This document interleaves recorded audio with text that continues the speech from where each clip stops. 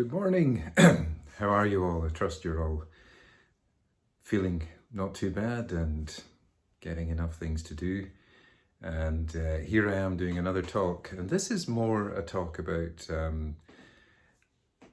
my art and artists and their influences. So you're going to be seeing stuff today that is going to describe my process as an artist and some of the influences I have.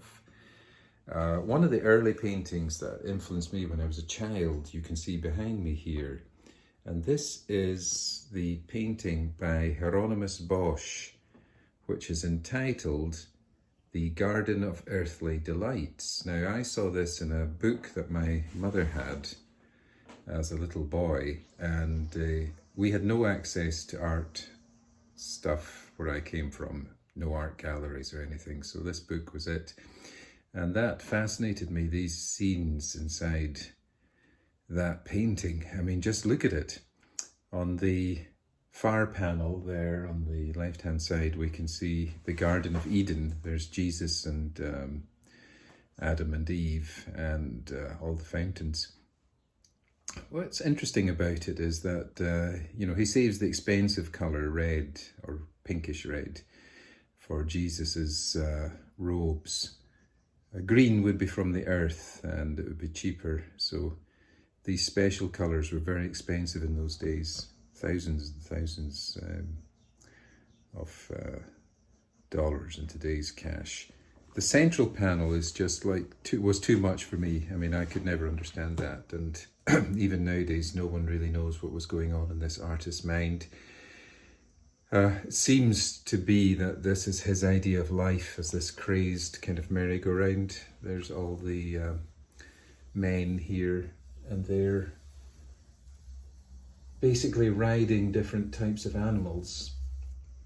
They're showing themselves off and their prowess. In the centre are all the women who are sometimes they're clustered in crowds here and they're looking around. Some are crawling out to maybe meet the men. Some are looking quite bored. The men are doing severe antics to try and show themselves off to attract a mate.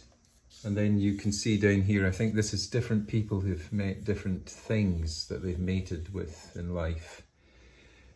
Two people in a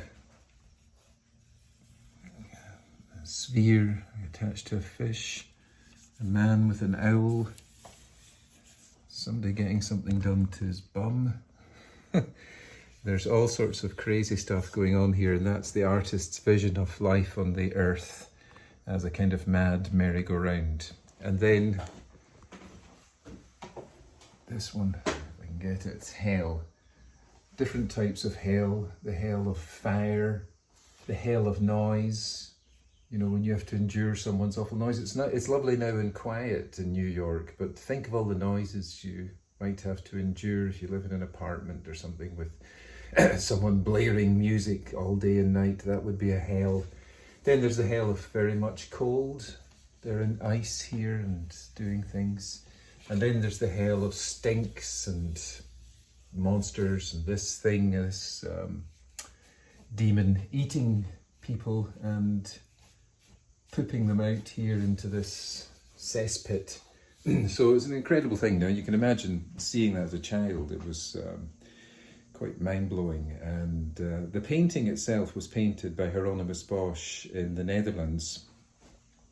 Philip II of Spain, who went to war, they were great conquerors, as those of you who are from South America know. You speak Spanish. They also conquered the Netherlands, and this painting will never be seen in the Netherlands because it's currently in the Prado Museum in Madrid, where it will remain. Now, on my t-shirt, I'm changing the subject quite a bit to show you another influence. There's an artist called Osman Spear, and that's one of his strange drawings. I'm quite interested in him. He is basically not a very well known artist. A lot of comic artists like him, but I have a book about him here. He was very well known when he was young, and then he became quite unknown as he got older. and more eccentric, living with cats and in a kind of dingy kind of room, drawing and painting. And his work is kind of using magic and symbols. There's some of them here in the book. You can see the similarity to what's on the t-shirt. He's using Egyptian symbols and these heads and writing. They would all have meaning for him. And there's a photograph of him towards the end here, and that's him there drawing this woman here in the book, and you can see the kind of look he had. So that was another one. That's a guy called Osman Speyer. I'll type the name in the description. And anyway, all these influences affect you if you're interested in art. You're always looking at books, you're always seeking out new artists. You've always got your heroes, like that's a Leonardo da Vinci and that's Picasso with one of his models. And, you know, I do stuff like this. Here's one I did in America not so long ago. It's a painting of a door that was near a place I was staying for a while in New Orleans, and I really studied that door, I can tell you. I watched it day and night, and you can see all the stuff here.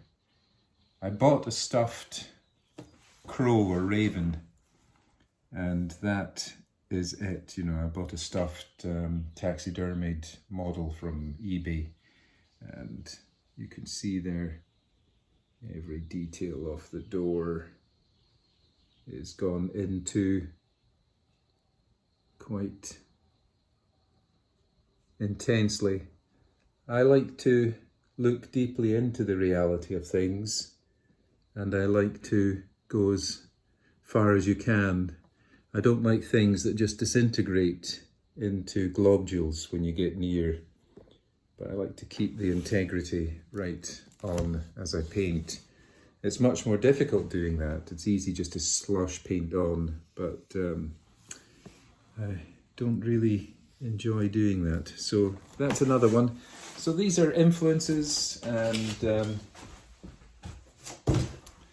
ideas for you. You can look at artists. That's Hieronymus Bosch. I'll write down his name. There'll be films about him on YouTube. And Osman Speyer, there's a few things on him, less because he's less well known. You know, and even like around here are books, different artists. Paulus Potter, you'll never have heard of him, but his main subject was cows. He's also from the Netherlands. And that's it for now. So artists, their influences, what makes paintings come to life. That's it for today. So I'll leave this with you, and do send me your images. I'm waiting to see them. And thank you very much, everyone who's getting in touch. I'm very moved by the stories that are coming from some of you, the really difficult scenes you're having to endure with this coronavirus epidemic. And just to let you know, I'm with you, and we're together in this, and that we are going to create art in isolation, art in lockup, art in quarantine, whatever you call it. We're going to produce some of that stuff and make it great. You saw yesterday's work from Esther.